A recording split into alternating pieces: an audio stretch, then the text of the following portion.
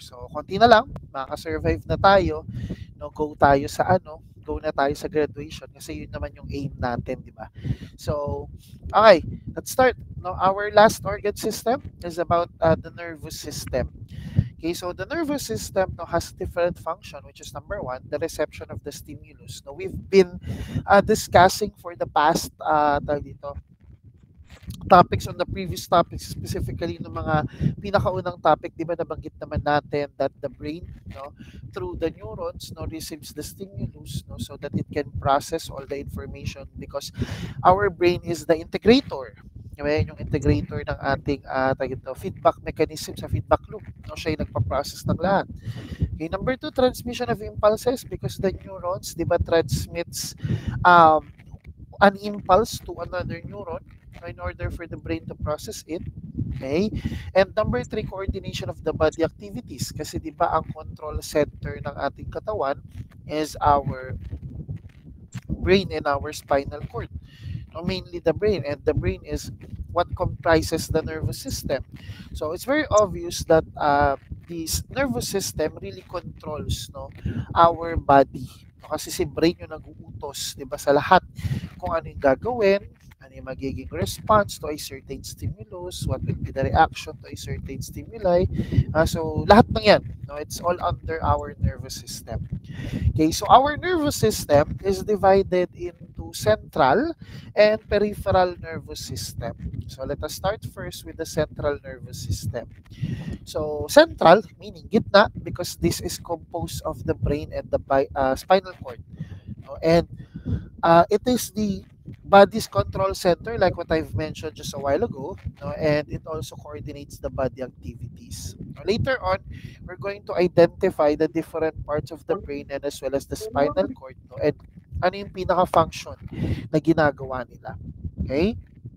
And the impulses travel through the neurons in your body to reach the brain. As I've mentioned, again, just a while ago, we already identified as the brain as the integrator, which means it processes all the information coming outside of the brain within the body in order for the brain to process them and to make a certain response or reaction. That's why it's very obvious that through the nerves, the impulses are sent coming from outside, going to the brain, so that the neurons within the brain can transmit all these impulses within the brain itself for it to process the certain stimuli. Okay. Next, we have the peripheral nervous system. Okay. So the peripheral nervous system is composed of the 12 cranial nerves coming from the brain, which we will also discuss later on, and the 31 spinal nerves coming from the spinal cord. Okay? So lahat yan pag-usapan natin mamaya. So when we say nerves, whether a cranial or spinal nerve, they are responsible in carrying messages to and from the central nervous system. Papunta at palabas ng ating central nervous system, sila yung responsible ng pagtatransmit ng impulses or signals. Okay, so sabi nga dito, it is compared to a telephone wire. Di ba yung telephone wires natin, yung mga kable ng telepono, di ba nakakonect yan sa kahit anong bahay within the community. Kaya pag ginamit mo yung landline, di ba, you can call to a certain number, to a certain location. Because the telephone wires outside, yung mga nasa poste, di ba, it is connected to one another. Same goes with our spinal nerves and cranial nerves. They are all connected to our central nervous system. Of course, the cranial nerves in the brain and the spinal nerves in the spinal cord, in order to transmit the impulses to and from the CNS, papunta at palabas ng ating CNS. Okay, that's why it's very important that the central and the peripheral nervous system works together in order to make rapid changes in our body in response to stimuli. Kasi kung hindi sila magtatrabaho sa isa't isa, who will send the impulse going to and from the central nervous system if without the peripheral nervous system? Or if meron kang peripheral pero hindi naman, wala naman yung central nervous system, who will process the information or who will process the impulse? Di ba? So, they really need to work together no, in order to make a response no, to a certain stimuli. Okay? So now let us first discuss no, the two parts of the peripheral nervous system. Your peripheral nervous system is divided into autonomic nervous system and your somatic nervous system. If you remember them, we've already mentioned them. Anong pinag-usapan natin yung muscles, for example, because di ba they are controlled by the autonomic and the somatic. Kasi di ba yung cardiac and yung smooth muscle is controlled by autonomic nervous system and your tawag dito, somatic nervous system naman is controlled yung ating skeletal muscle. Okay? And you'll notice why. Okay? So the autonomic nervous system is responsible for relaying the information from the central nervous system to our organs. Okay, central nervous system to organs ang connection ng autonomic nervous system. And this is involuntary. When we say involuntary, we do not consciously control them. So kaya nga, sabi ko, di ba, ang kinokontrol niya, cardiac muscle and smooth muscle, di ba nabanggit natin before, they are involuntary. We cannot control them because they're being controlled by the autonomic nervous system. Okay? So, ang autonomic natin ay nahahati sa dalawa, sa sympathetic nervous system and the parasympathetic nervous system. Si sympathetic nervous system, no, this is in times of stress. No, ang reaction natin dito is the flight or fight response. No? It's like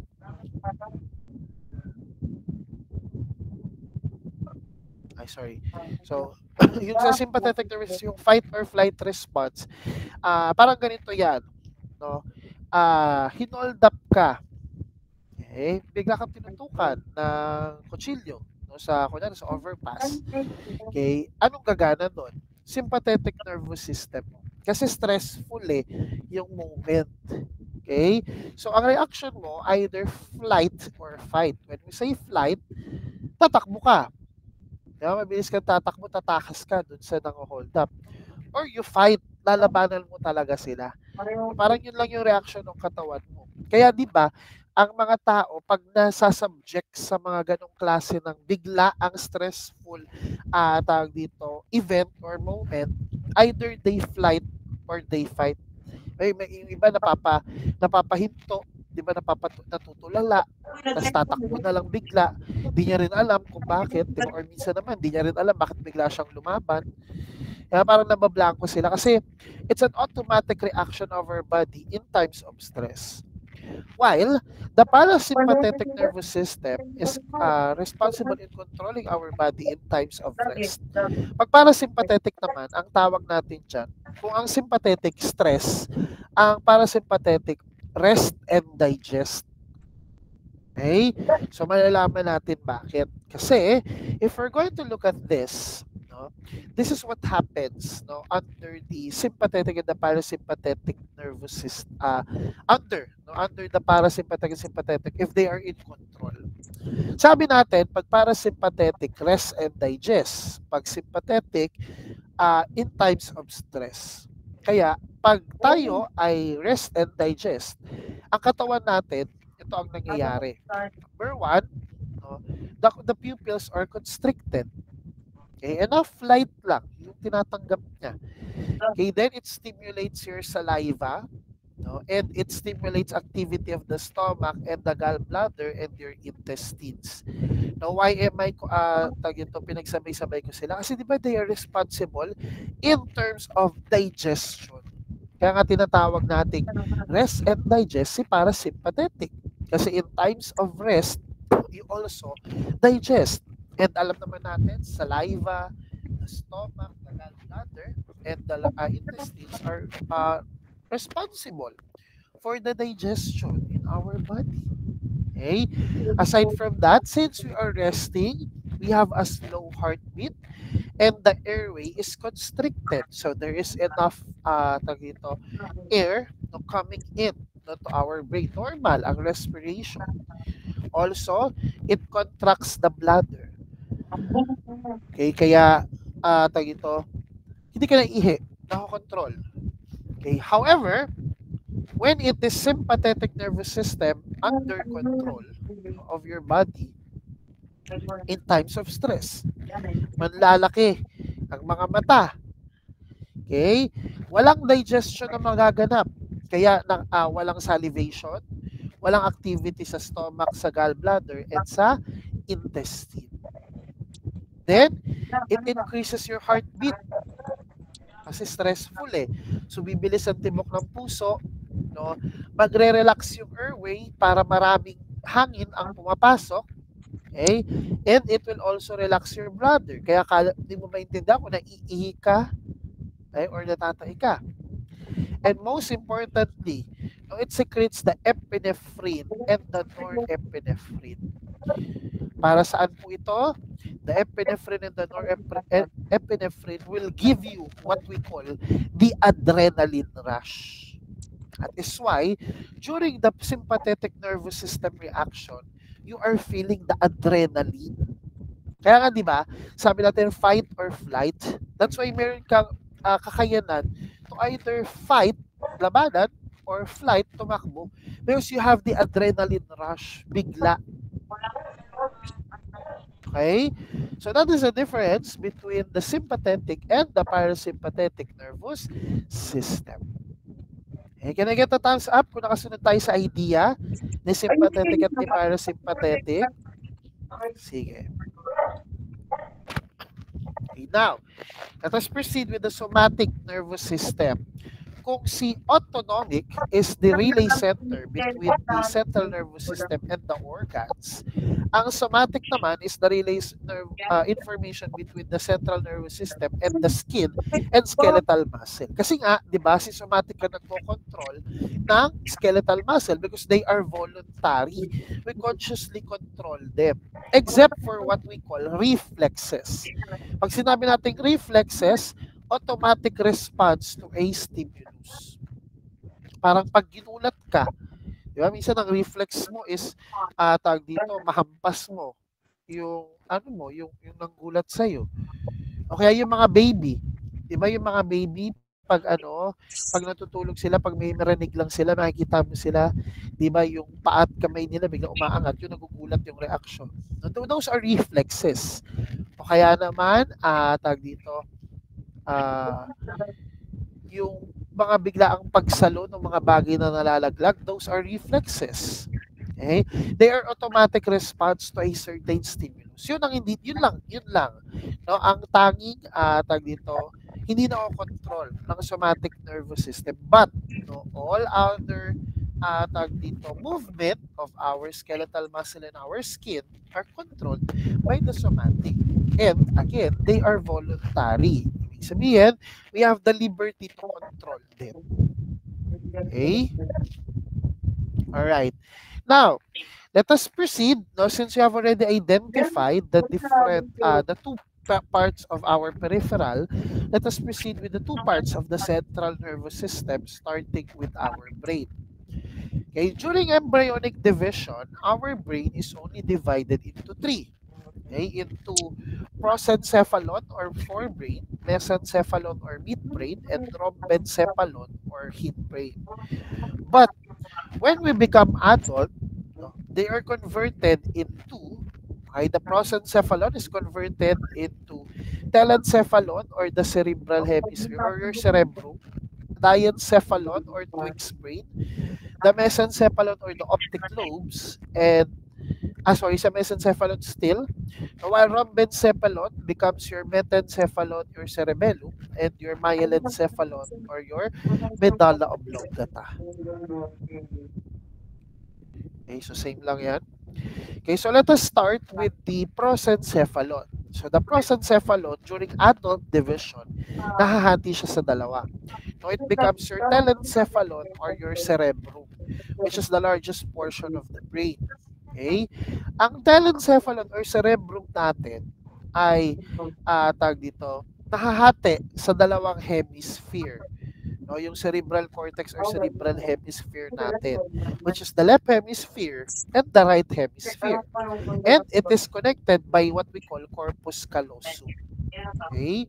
So we know that baligtad ang kinokontrol ng ating brain because the left hemisphere of our brain controls the right side of the body while the right hemisphere of the brain control the left side of the body.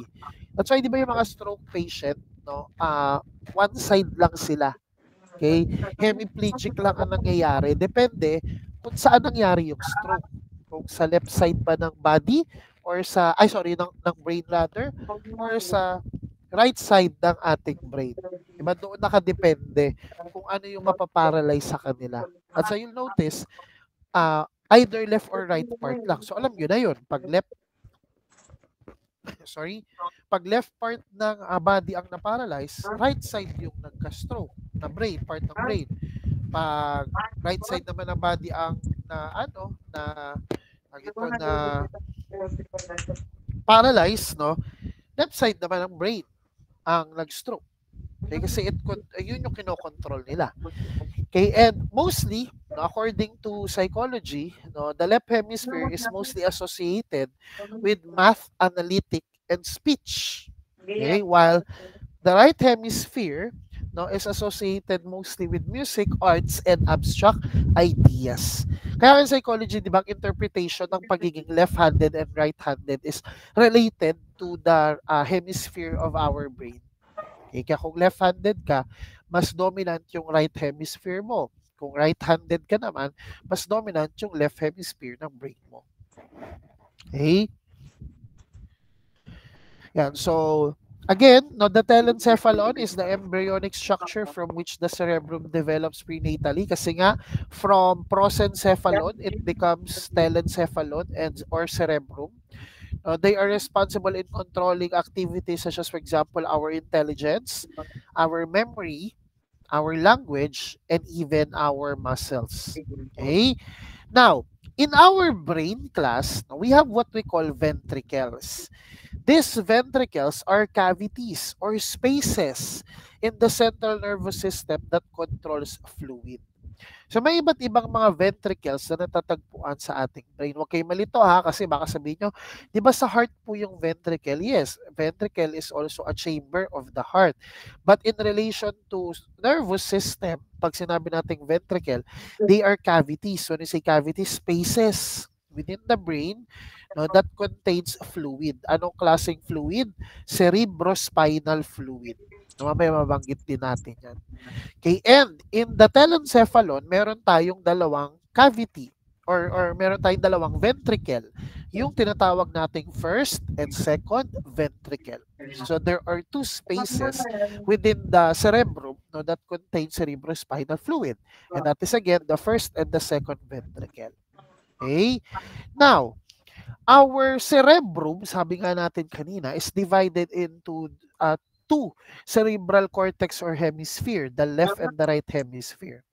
Then aside from that, yung manipis na layer of matter, no, outside of our brain is divided into fissures by four major lobes. Okay? And these lobes are your frontal lobe, parietal lobe, occipital lobe, and temporal lobe. Okay? So, kaya yun yung sinasabi ko sa inyo nung nag-discuss tayo sa skull na dapat specific kung anong klase, kung bone ba or lobe ba. Kasi kung frontal lang ang ilalagay mo, anong frontal? Buto ba or yung part ng cerebral cortex na matter o yung parang pinakabalat outside of the brain? Okay? So, these four lobes, no, in our telencephalon is related to different function.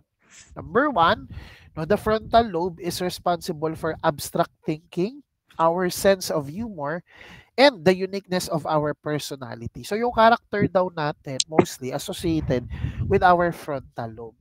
Aside from that, the contraction of the skeletal muscle and the synchronization of muscular movement. So in order for us to produce a steady or stable, no, balance, no, kaya nagagawa natin yung iba't ibang muscle movement. Okay?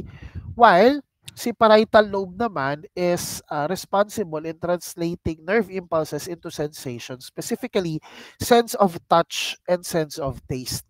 Kasi in terms of sense of touch, we appreciate yung size, texture, and weight. No? Ay, malaki, maliit, di ba? Magaspang, makinis, mabigat, magaan. No? Also with the sense of taste, sweet, sour, salty, bitter. Okay? While temporal lobe, no, is for the sense of sound. Okay, so we can we know how to we can identify sound, 'di ba? And kung ano yung masarap at hindi pakinggan sa tenga. Okay? Aside from that, the sense of smell, kung mabango o hindi. Also, a temporal lobe is associated in terms of controlling our behavior patterns. Okay? While occipital area, no, is responsible naman or associated with the sense of sight. That's why we can appreciate kung ano yung nakikita ng mata nating mga kulay, mga shapes, at kung ano-ano pa.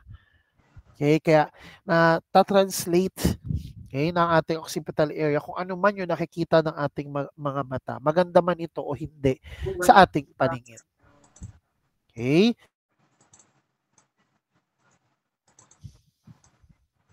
Okay. Now, in the telencephalon, no, speech is also related, as what we've mentioned.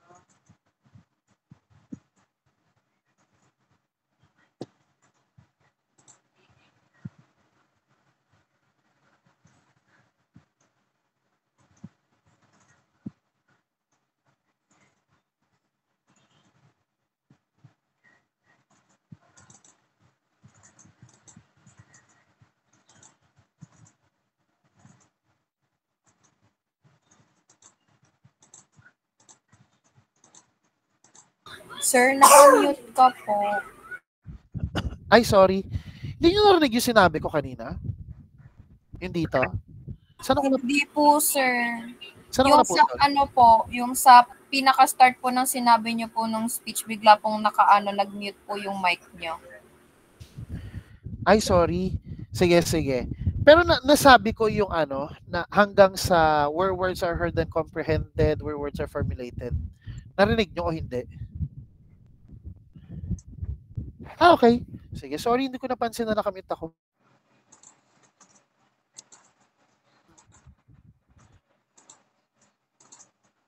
Sige, ulitin ko yung sinasabi ko.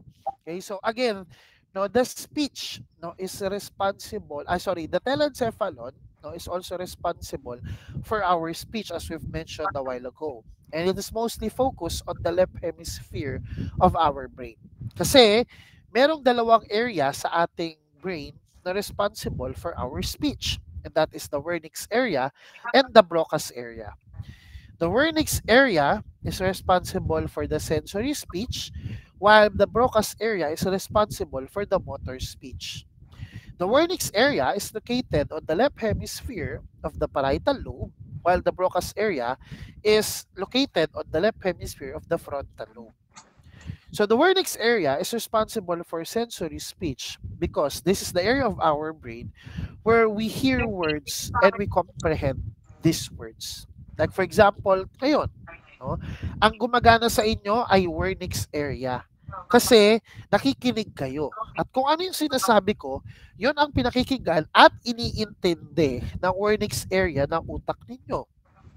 While on my part, since ako yung daldal ng daldal, salita ng salita, ang gumagana sa akin ay Broca's area. Kasi yung Broca's area ko ang nagfo-formulate ng mga words na sasabihin ko. Okay? So yun yung situation natin ngayon. Na ako, mostly Broca's area gumagana sa akin since I'm the one talking, and the Broca's area are formulating the words that I am saying right now. Whereas on your part, kayo naman, Wernicke's area, kasi kayo ay nakikinig, kaya pinipilit yung intindihin at ginugustong intindihin ng Wernicke's area ng utak ninyo yung bawat salitang sinasabi ko. Okay? Alright, so after our speech, okay, let us proceed now with the diencephalon. So after the telencephalon, we now proceed with the diencephalon or the Twix brain. No, ito pa rin ay forebrain kasi di ba pag tumanda si forebrain nagiging telen at diencephalon. So si diencephalon is the unpaired division of the forebrain. Okay, so this is the cerebrum as I've mentioned earlier. This is the corpus callosum. No, wait na bakit mag-continue. No, ito yung nagduduktong sa left and the right hemisphere of the brain. Ito ay kalahating parte lamang ng ating utak. Siguro ito ay right hemisphere. No? Pakiramdam ko kasi nakatagilid to eh. Okay, feeling ko right hemisphere to. Okay? So nakatagilid yan, tapos nahati sa gitna. Okay, kaya ganyan yung tsura. Then we have the diencephalon sa area na to, which is the divided into thalamus and hypothalamus. If sa telencephalon, meron tayong first and second ventricle as the cavity in the telencephalon, meron din tayong cavity sa diencephalon or sa Twix brain, and yun naman yung ating third ventricle. Okay? So, now, let us discuss the two components of the diencephalon, which is the thalamus and the hypothalamus. So, the thalamus is a paired structure below the corpus callosum. Kasi nakita naman natin kanina anatomically, nasa ilalim ng corpus callosum ang diencephalon. Okay? At mas malaki ang bahagi ng thalamus kesa sa hypothalamus. Okay? Then the thalamus is responsible in influencing our moods, no? Yung ating tawag dito, kung ano ba yung mararamdaman natin, no? And even in detects pain. But most importantly, our thalamus is the information relay center. No, bakit?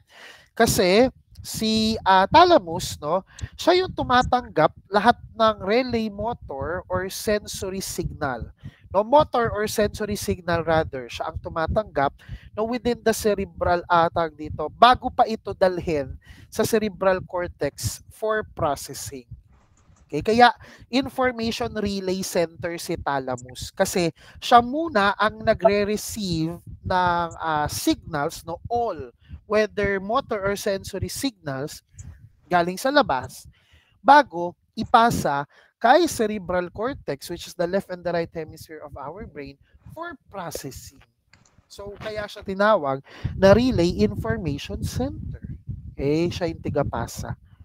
Okay, while the hypothalamus, ito yung nasa ilalim ng ating third ventricle, which is the cavity of our diencephalon.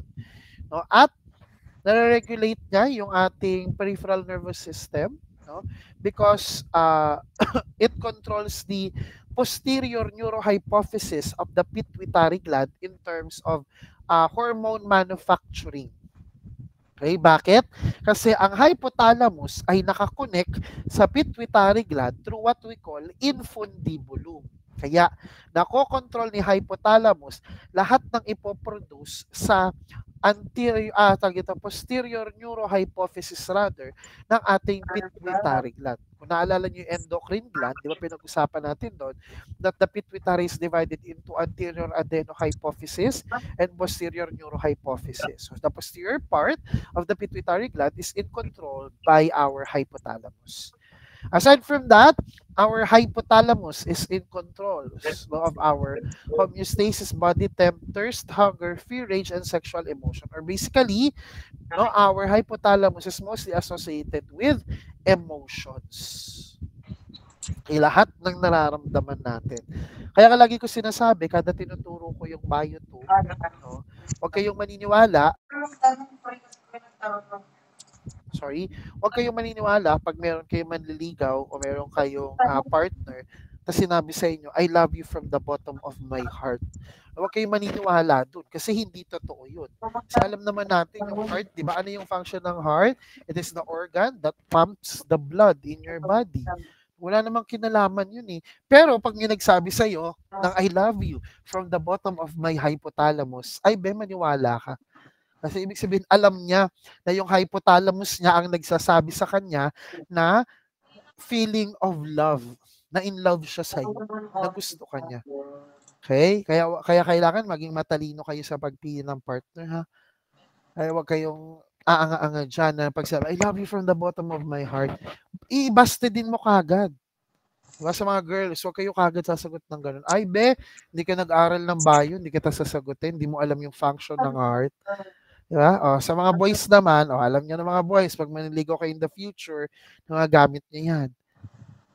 Kaya sabihin niyo sa mga niligawan niyo, I love you from the bottom of my hypothalamus. Alam na kung hindi siya medical field related din.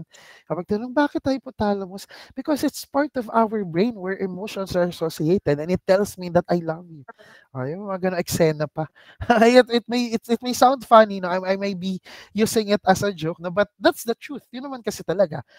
That's why in order for you to understand, no, nagbibigay ako ng example na katulad niyan. Okay? Sige. Ay, next, after the prosencephalon, na-discuss na natin yung dalawang ahate ng prosencephalon pag adult na tayo, which is the telen and the diencephalon.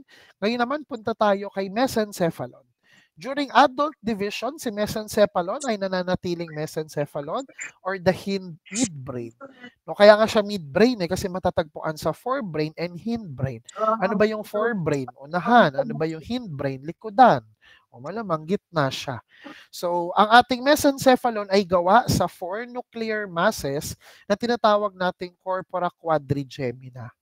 Okay? At itong corpora quadrigemina po ay nahahati sa dalawang bahagi, sa superior colliculi at inferior colliculi. Okay, ang superior colliculi involved in visual reflexes. Ibig sabihin, nakokontrol niya somehow yung eye muscle natin. No, kaya naggumagalaw yung kayang mag-move ng ating eye. No, yung reflex ng ating eye. While si inferior colliculi associated with hearing. No, kaya nga, ang mesencephalon, nandito yung reflex center ng cranial nerve number 3, which is the oculomotor, and cranial nerve number 4, which is the trochlear.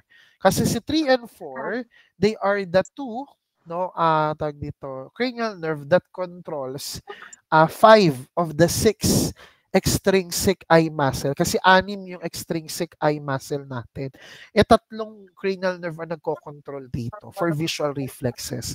While in terms of hearing, cranial nerve number 8 tayo dito, vestibulocochlear. Okay? Ang cavity o ang space na naglalaman ng fluid sa mesencephalon ay tinatawag nating mesocele. Mesocele po ang basa dyan. Okay? Okay, next. Now we have your rhombencephalon or your hindbrain. No, yung hindbrain natin ay nahahati sa metencephalon and myelencephalon, di ba? So unahin natin si metencephalon or the cerebellum. Halos nasa batok na ito. Okay? Pangalawang pinakamalaki susunod kay cerebrum. No, it controls our skeletal muscle resulting in coordinated skeletal muscle contraction to produce a smooth, steady, and precise movement. So basically, no, the term cerebellum means little brain, no? Kasi nga pangalawang pinakamalaking bahagi ng ating brain, and it controls number 1 your balance, muscle tone, and coordination of fine motor movement. So kaya ka nakakatayo ng diretso, nakakalakad ng hindi natutumba because of your cerebellum. Kaya ka nakakahawak ng ballpen, ng crayon, ng lapis, nakakasulat ng maayos, nakakadrawing, kasi fine motor movement yan na kinokontrol ng cerebellum. Kaya nga 'di ba, pag baby, hindi pa sila nakakalakad, hindi pa sila nakakahawak ng maayos ng mga lapis, ng mga ballpen, o ng mga crayons. Unti-unting natututunan 'yan as they grow. Because the cerebellum develops in order to produce a smooth, steady, and precise movement. Okay, so lahat 'yon sa cerebellum. Okay? And yung cavity sa cerebellum natin naman ay si metacil. Okay, si metacil naman. Okay, so this is the cerebellum, no, yung maliit na bahagi dito. Actually, the second largest part, since this is the cerebrum. Okay. Now, let us proceed with our myelencephalon or your medulla oblongata. Pero kasi si medulla oblongata, hindi siya nag-iisa. No, siya ay bahagi ng tinatawag nating brainstem. No, yung pinakadulong bahagi na ng ating utak. No, yung parang connected na sa ating spinal cord. And it is composed of the mesencephalon or the midbrain, the pons, and the myelencephalon, which is the most posterior part, yung pinakadulong bahagi ng hindbrain, which is the medulla oblongata. Okay? So, unahin natin si myelencephalon or medulla oblongata. No, again, pinakadulong bahagi ng hindbrain o pinakalikurang bahagi, pinakadulong bahagi sa likod na bahagi ng ating utak. Okay? Ang cavity ng ating medulla oblongata ay si fourth ventricle. No, at ang daming function associated with medulla oblongata, like it regulates your heart rate, no, the diameter of our blood vessel, whether we vasoconstrict or vasodilate, no, our breathing, swallowing, vomiting o pagsusuka, hiccups or sinok, no, coughing, no, ubo, sneezing, pagbahing, balance, and even it also conducts the impulses coming from the between the spinal cord and the brain, whether it's a sensory or motor impulse. So, ganun kadami yung mga function associated with our medulla oblongata. While si pons, okay, makikita siya sa taas ng medulla at siya yung bridge sa pagitan ni cerebrum, which is the telencephalon, and the cerebellum or your metencephalon. And it's also associated with breathing, chewing, salivation, and even swallowing. While the midbrain or the mesencephalon, which is composed of the corpora quadrigemina, which is divided into superior and inferior colliculi, as we all know, is associated with visual reflexes and hearing. Kaya coordinated eye movement, kasi nga visual reflexes, pupil diameter, visual reflexes, turning head toward noise, reflex din yan.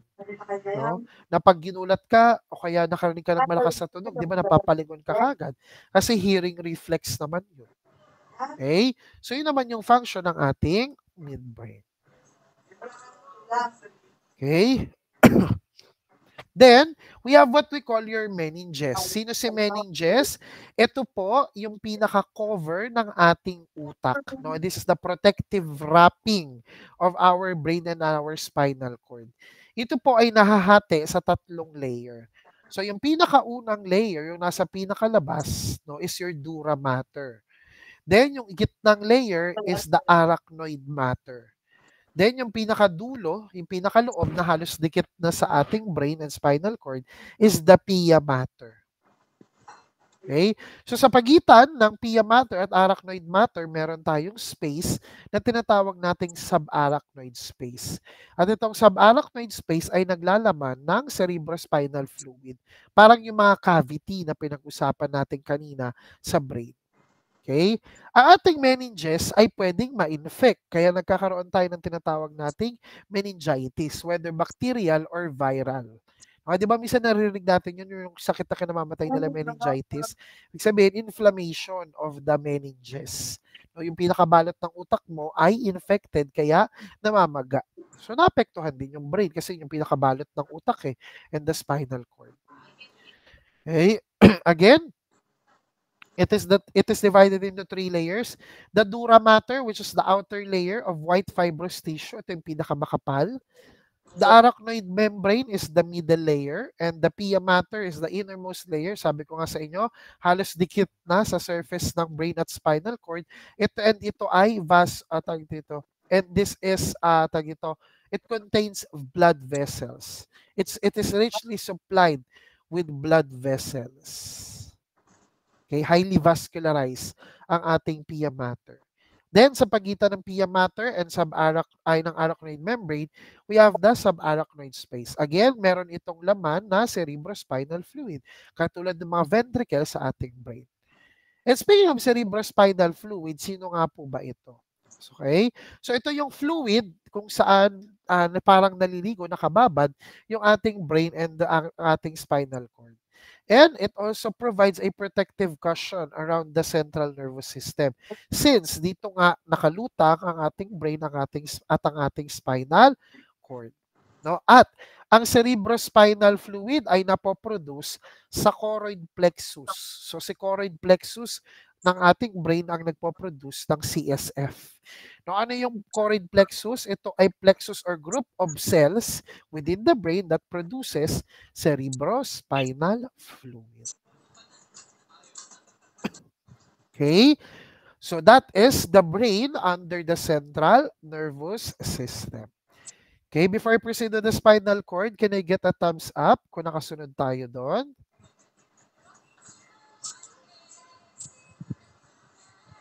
Okay, very good.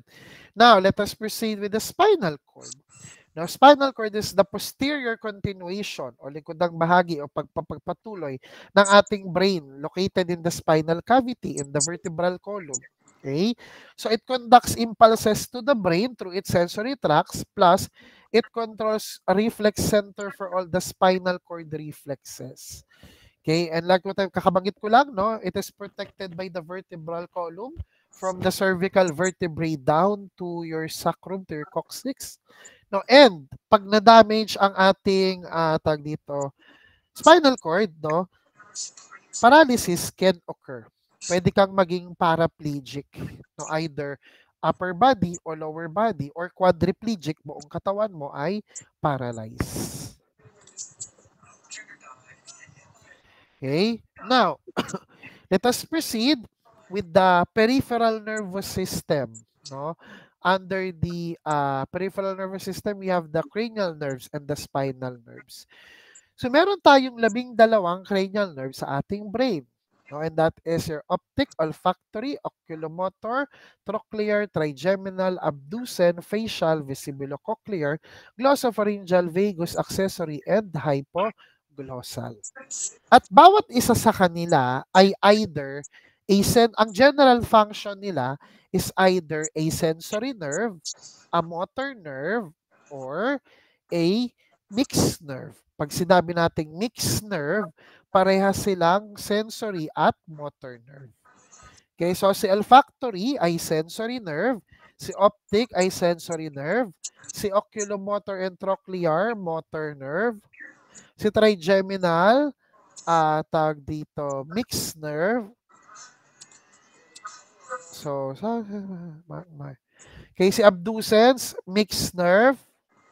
Si facial and vestibulocochlear, also, tawag dito, mixed nerve. Then, glossopharyngeal and vagus ay motor nerve.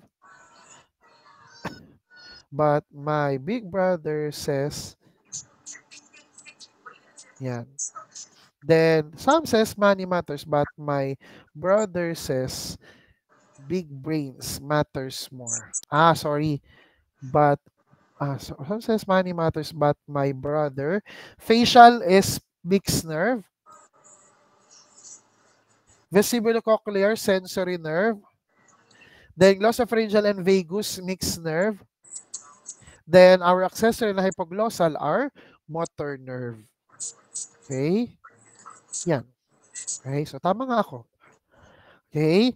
So paano ko nalaman? Tandaan nyo yung yung sentence na. Sam says, money matters, but my brother says, big brains matters more. Sige, tatype ko sa inyo.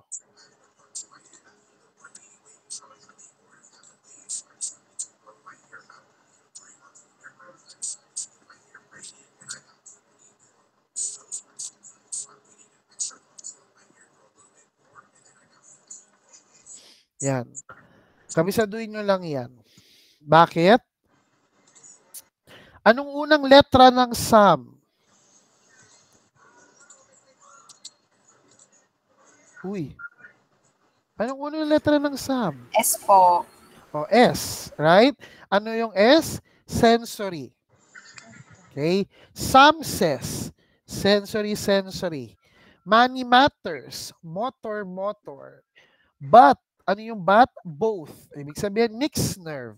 But my brother says, but my brother. No, my is mixed, B is both. So, but my brother is mixed nerve. Ay, sorry, M pala is motor. So, but is mixed, kasi nga both. M is motor. No, sorry, brother is B, both mixed. Then says, sensory again. Big brain, both mixed nerve. Then matters more, letter M, motor, motor. Kaya, some says money matter, but my brother says big brains matters more. So, sensory, sensory, motor, motor, mix, sensory, mix, motor, motor. Okay? Bukod pa dyan, sa general function, merong specific function ang ating cranial nerve. And here it goes. Okay? Our brain is composed of cranial nerves, which is number 1, olfactory nerve. Sabi natin, sensory nerve, kasi dito associated ang sense of smell. Kaya innervated ang olfactory nerve sa ating nose. Pag sinabing innervated dun sila nagsusupply ng nerve. Okay? So, sa nose natin, kasi sense of smell. Okay? Sa optic nerve, sensory nerve, kasi sense of sight. Kaya tayo nakakakita. Okay? While oculomotor, trochlear, at saka si abducens, nagpasan ko muna si trigeminal, sila yung tatlo na motor nerve na nagkocontrol sa 6 na eye muscle natin, extrinsic eye muscle natin. Yung 4, kinokontrol ni oculomotor, yung isa, kay trochlear, and the other one is in your tag dito. Yan. Kaya 4, ay, lalala. Okay, so 4 is in our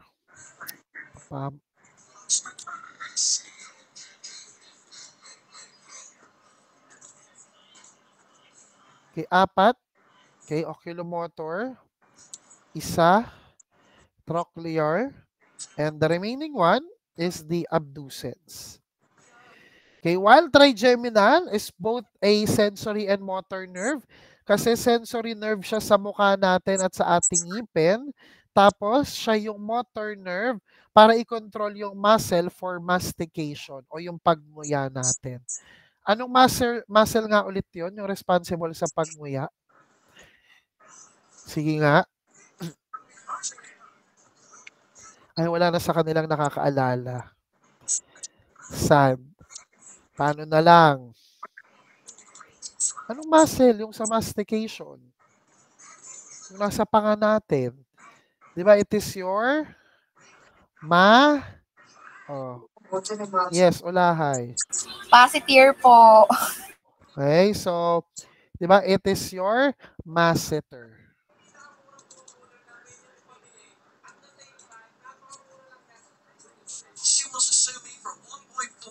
Okay, buti naman, may nakaalala pa.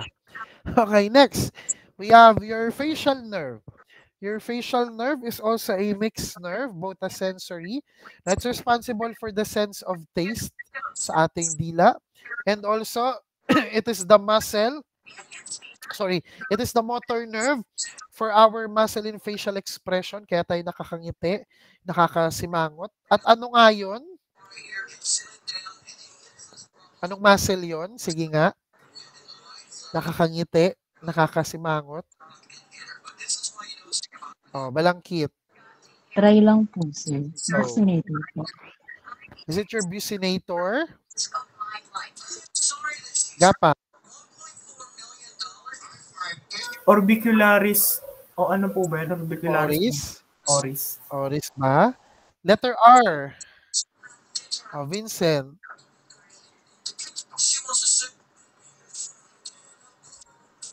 Ay, bago naisip ni Vincent, ayaw na sumagot. Letter R. O, Chris. Risorius po. Risorius. Ayan. Di ba? Risorius. Di ba? While you can smile and you can frown. Okay? Next, you have your vestibulocochlear, which is a sensory nerve responsible for the sense of hearing. Naka-innervate sa ating tenga, specifically in the organ of Corti. No, also your balance. Okay? Then we have the glossopharyngeal, which is a mixed nerve. It is both a sensory and a motor nerve. Okay, sensory sa taste din, katulad ng ating facial nerve. And yung sa likod ng ating tongue. Then, motor nerve siya sa pharyngeal muscle natin. Kaya it is somehow responsible sa motor muscles ng mga, sa motor nerve ng muscle for deglutition or swallowing. Same as with your vagus nerve. Vagus nerve is also a mixed nerve. No, it controls the sensory nerve of our pharynx, larynx. No, and it is motor nerve to our palate, pharynx, and larynx. Okay, while the accessory nerve is a motor nerve, it controls two neck and upper back muscle. So, yung trapezius natin. Then, si hypoglossal, siya yung motor nerve na nagko-control ng ating dila. Okay? Then, we have your spinal nerve.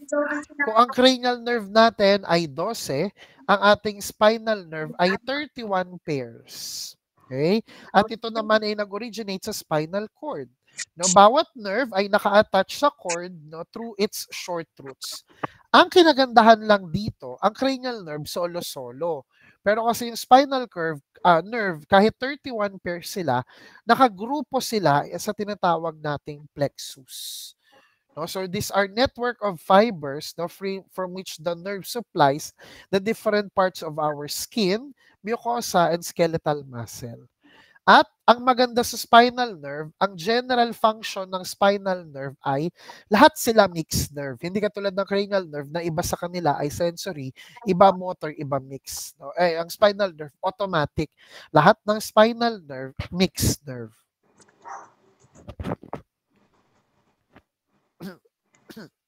At katulad ng nabanggit ko, ito po ay nakagrupo sa apat na plexus rather.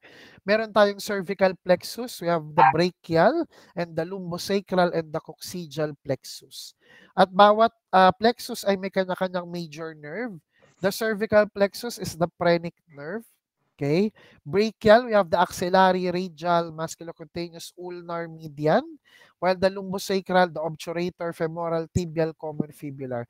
While the coccygeal, walang major nerve. Okay? Dahil sinabi nga natin na mixed nerve ang ating spinal nerve, so automatic class, lahat ng sensory at motor nerve no, ay meron ito. Lahat ng sensory and motor function. At kung makikita natin, yung sinusuplayan nilang muscle and skin, no, muscle innervated and skin innervated. Again pag sinabing innervate, doon sila nagsusupply ng nerve. Okay, madaling ma-identify. Cervical, nasa ng cervical? Sa leeg. Diba? Kaya ang kinokontrol niyan ay ang sinusuplayan niya na muscle and skin ay yung sa ulo at saka sa leeg natin. Habang ang brachial nerve, ang sinusuplayan niyan yung upper extremities natin, mula balikat hanggang daliri ng inyong kamay. No? Yun ang nagsusupply. Okay? Then, pangatlo, okay, yung lumbosacral, siya naman yung nagko-control ng ating lower extremities mula sa hita pababa sa paa. Okay, habang ang coccygeal, siya yung nagko-control naman ng ating dito. Ang coccygeal naman siya nagko-control ng ating pelvic muscle. Yung sa balakang, sa gitna. Kasi di ba naiwan? Okay, so si coccygeal vertebrae si coccygeal plexus ang nagko-control yan. Kaya naman, no, pag ikaw, no, nagkaroon ka ng damage sa inyong spinal cord, kung alin dyan sa plexus na yan ang matamaan, yun ang mapaparalyze sa'yo. Kaya for example, no, pag natamaan ka sa likod, kunyari, hypothetical example ko, fictional rather, yung example ko, si Professor X, di ba natamaan siya ng bala sa may bandang sa lumbar area niya. So, di na siya nakalakad kasi ang napektuhan na noon ay lumbosacral and coccygeal plexus. Mula sa lumbar area pababa, namatay yung spinal cord. Kaya yung mga nerve na nagko-control both the motor and the sensory function nun, hindi na gumana. Kaya waist down, paralyze siya. So, ganun din tayo. Pag either part ng ating spinal cord, kung anong matama ang plexus, yun ang mapaparalyze sa'yo. Okay? So that is the cranial nerve from the brain and the spinal nerve from the spinal cord. Now let us proceed from this with the sensory receptor. So tatlo lang naman yan. Exteroreceptor, viscero or interoreceptor, and proprioreceptor. Huwag na kayong mahirapan. Intindihin yan. Pag exteroreceptor, tandaan nyo, sila yung nagre-receive ng senses outside of our body. Sila yung responsible para sa 5 senses natin. Sense of touch, sense of sight, sense of smell, sense of taste, and sense of hearing. Exteroreceptor mo yan. Kaya nga matatagpuan siya sa skin, ear, eye, tongue, etc. Kaya yun din yung function niya. Pag visceroreceptor or interoreceptor, ito naman yung sensory receptor sa ating mga organs sa loob. Kaya intero sa loob, extero sa labas. So inside, siya nakakaramdam ng mga sensation sa loob ng ating katawan. So yung pakiramdam ng nagugutom ka, nasusuka, etc. Si viscero or interoreceptor ang may kinalaman dyan. Habang ang proprioreceptor, siya naman ang may kinalaman sa pagkocontrol or yung sensory or senses ng ating muscle, tendon, and joints. Kaya nga may kinalaman siya sa reflexes, no, and saka sa movement na tinatawag nating kinesthesia. Pag sinabi naman natin kinesthesia, it means movement. Okay? So, yun ang pa-complicated ang buhay ninyo. Ganyan lang kadali. Okay, now let us proceed with the 5 senses, no? Under the exteroreceptor. No, madali lang naman to kasi may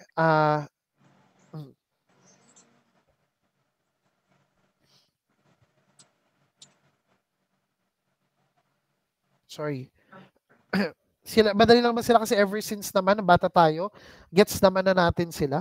So alam naman natin ang sense of taste ay sa ating dila, di ba? Naka-innervate doon ang facial and glossopharyngeal nerve, kakadiscuss lang natin kanina, kasi sila responsible for the sense of taste. Okay? They respond to chemicals either sweet, sour, salty, or bitter. While olfaction is the sense of smell. No, ito naman ay naka-innervate sa ating nose, no, and ito ay innervated by the olfactory nerve, no, kaya nasa-sense natin yung odor kung ito ay mabango or hindi. Okay? Then sense of sight, di ba, we have the optic nerve for the sense of sight. Then we have the oculomotor, trochlear, and your abducens as your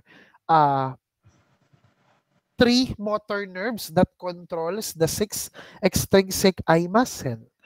Okay, our eyeball rather is composed of different parts. no, at meron itong anterior and posterior cavity. Ibig sabihin, fluid lang ang laman ng ating eye. No, yung sa unahang bahagi, anterior, harap, no, ito ay naglalaman ng aqueous humor. It's mostly liquid.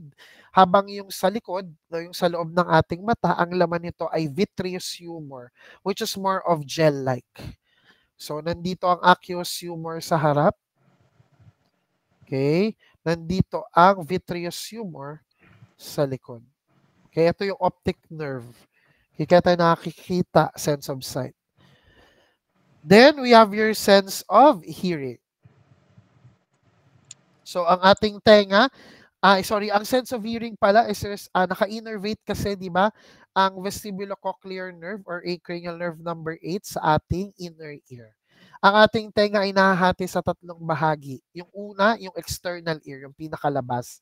Ito mismong tenga na, yung pina, yun yung parang pinag-aanuhan ng ating hikaw. Then, yung ear opening, yung nililinis natin.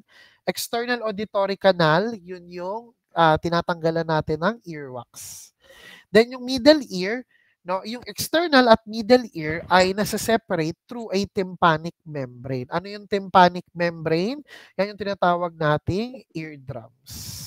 Okay, so yung eardrums natin, yun na yung wall, parang yun yung harang sa pagitan ng external and inner ear. So, ibig sabihin, sa kabilang bahagi ng tympanic membrane, yun na yung ating middle ear. Sa middle ear, makikita yung pinakamaliliit na buto sa ating katawan, the malleus, the incus, and the stapes, which are your ear ossicles, or stapes, hammer, or anvil. Hammer is the malleus, anvil is the incus, and stapes is the stirrups. Then we have your inner ear or your labyrinth. No, it is composed of our cochlea, where the organ of Corti is located. At dito po naka-innervate ang cranial nerve number 8 or vestibulocochlear nerve, which is responsible for the sense of hearing. Yan. So this is the external ear, this is the middle ear, and this is the inner ear. And kung makikita nyo, ito yung auditory nerve. Yan yung vestibulocochlear nerve connected sa ating organ of Corti or the cochlea for the sense of hearing. Okay, then we have your ear ossicles, the malleus or hammer, incus or anvil, and stirrup or stapes. Then this is the ear tympanic membrane or the eardrum. Okay? So that concludes our discussion for today under your nervous system. Okay? And that would also mean that we are finally done with all the topics that we need to discuss for this semester in General Biology 2. Okay? Sige. Before I proceed with announcements, no, let me check the attendance first.